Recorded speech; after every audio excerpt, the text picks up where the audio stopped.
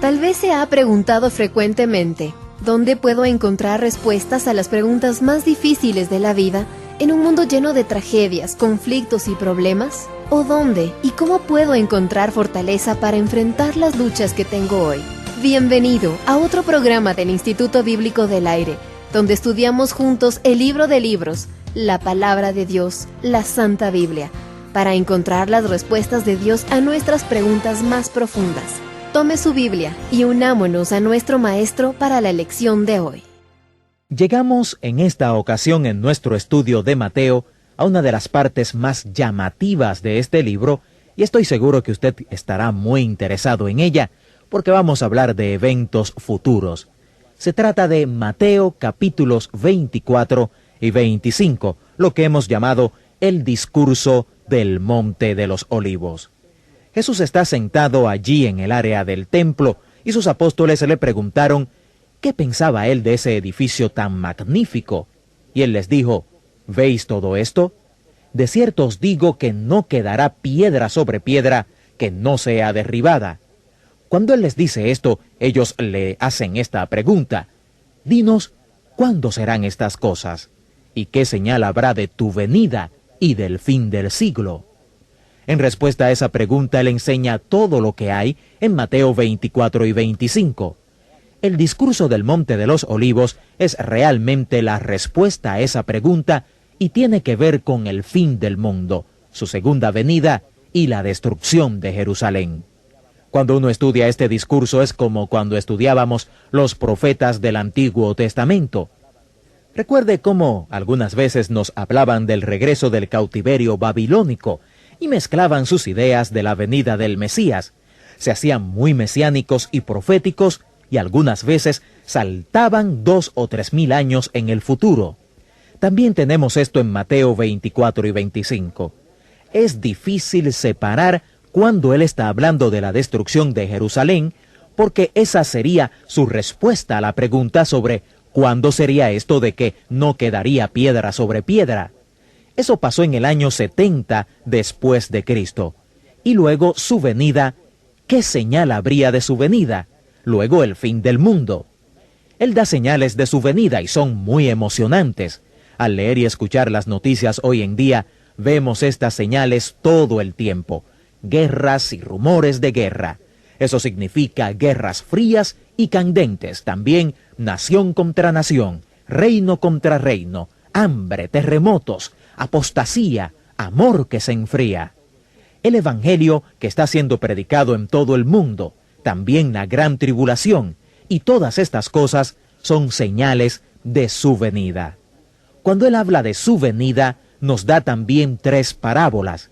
Y en ese trío de parábolas él nos dice, primero, que su segunda venida o regreso será un juicio sobre toda vasija vacía. Él da esa parábola muy conocida sobre las vírgenes sabias y las necias. Él dijo que las vírgenes sensatas tenían aceite en sus lámparas. El aceite es un símbolo del Espíritu Santo en la Biblia y las vírgenes insensatas no tenían aceite en sus lámparas. Luego el tiempo del regreso del Señor, que en la parábola está representado por el regreso del novio o esposo, y aquellas que no tenían aceite vinieron a las que tenían y dijeron, «Dadnos de vuestro aceite».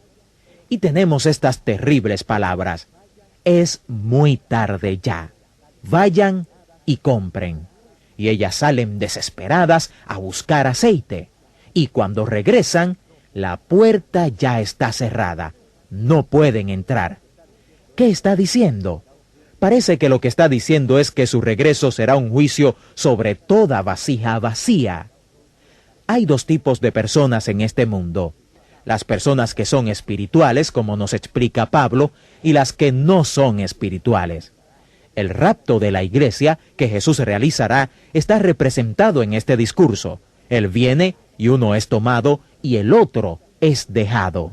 La misma cosa es cierta en esa primera parábola. Su venida será un juicio sobre los que no son espirituales. Ellos serán los que se quedarán.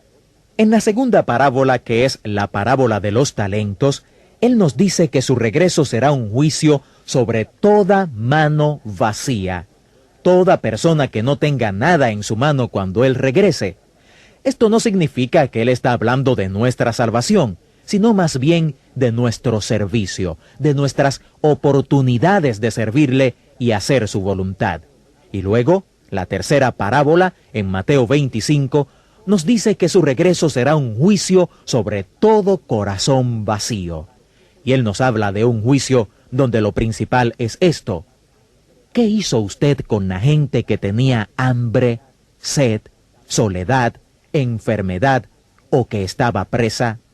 ¿Le dio usted alimento al hambriento, agua al sediento? ¿Le dio hospitalidad al solitario? ¿Vistió al desnudo? ¿Visitó a los enfermos y a los que estaban en prisión? Ese será el asunto. Este juicio será sobre los corazones vacíos, corazones que no tienen estas cosas. Mucha gente piensa que ese juicio va a ser un examen de teología y que el gran asunto aquí es: ¿creía usted esto o esto? ¿Puso toda su teología en orden? Pero aquí no suena que va a ser así. El asunto aquí es y será: ¿qué hizo usted con esa gente pobre? ¿Qué hizo usted con esos presos? ¿Qué hizo usted con los solitarios? ¿Qué hizo usted con el hambriento, con el desnudo? ¿Hizo algo? Ese será el asunto, y esto es muy atemorizante si lo llevamos al término práctico.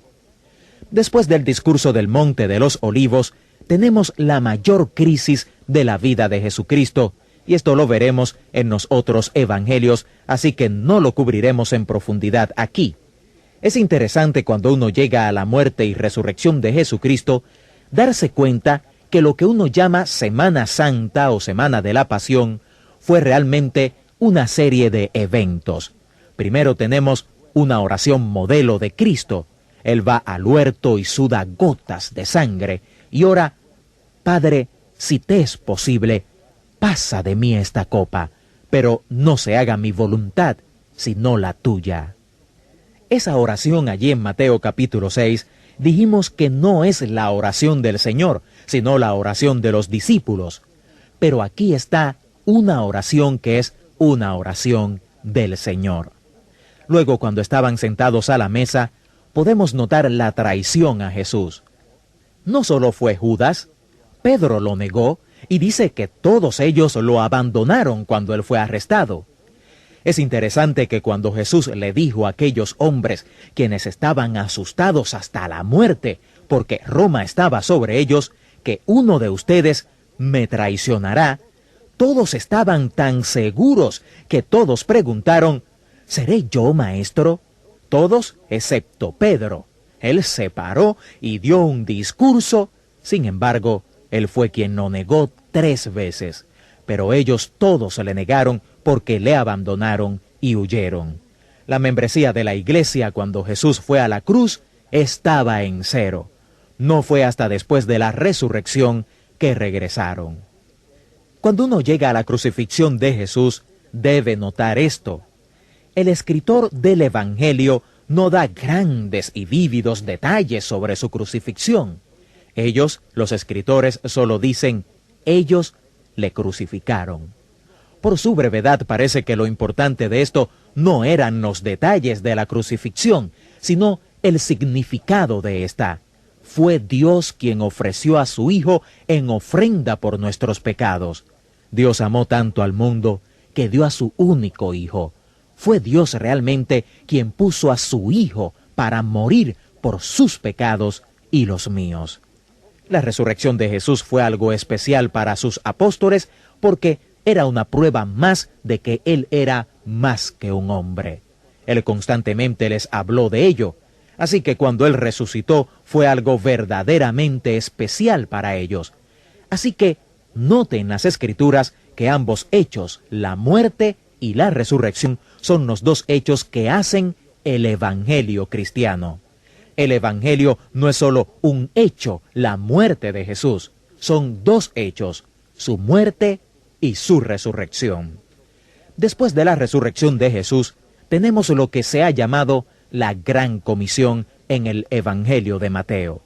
Antes de su muerte, Jesús le había dicho a sus apóstoles que se encontraría con ellos en Galilea después que sufriera.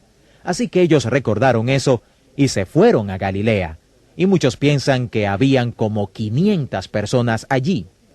Esta no era la primera vez que se había mostrado vivo, pero Él se les apareció y les dio su gran comisión.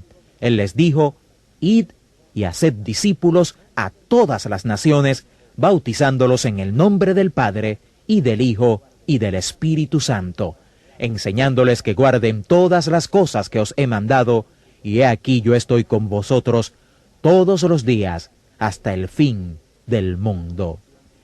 Esto es llamado la Gran Comisión por el libro de Hechos. El libro de Hechos nos dice que ellos fueron, hicieron discípulos, los bautizaron y los enseñaron. El libro de Hechos es solo una historia de cómo estos hombres llevaron a cabo esta comisión. Si usted estudia detenidamente la Gran Comisión, ve que tiene un imperativo. Si sabe algo de gramática griega, verá que también tiene 3 participios. El imperativo es haced discípulos y los participios son yendo, bautizando y enseñando. O sea, mientras ustedes están yendo, bautizando y enseñando, hagan discípulos. Esto quiere decir que nuestro objetivo al ir al mundo no es solo decirles que aquí hay algo gratuito. El objetivo es hacer discípulos de Jesucristo. Hemos visto en algunas de las entrevistas lo que eso implica. ¿Cuál es el costo del discipulado? Bien, esta es la comisión. Yendo, haga discípulos.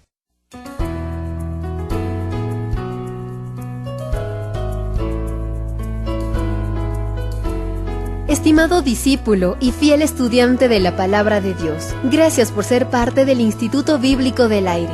Confiamos y oramos que usted aplicará lo que ha oído y aprendido en la lección de hoy de la Palabra de Dios. Por favor, planifique unirse a nosotros la próxima vez e invite a alguien más a unirse a usted para aprender juntos en el Instituto Bíblico del Aire. Contáctenos y comparta lo que está aprendiendo y cómo lo está ayudando este estudio a crecer en su conocimiento y fe en www.institutobiblicodelaire.com. Además, en nuestro sitio web, usted podrá descargar también todos los archivos de audio y las notas de este estudio. Ingrese a www.institutobiblicodelaire.com. Que el Dios de esperanza lo llene de todo gozo y paz al confiar en Él, para que pueda desbordar de esperanza por el poder de su Espíritu Santo.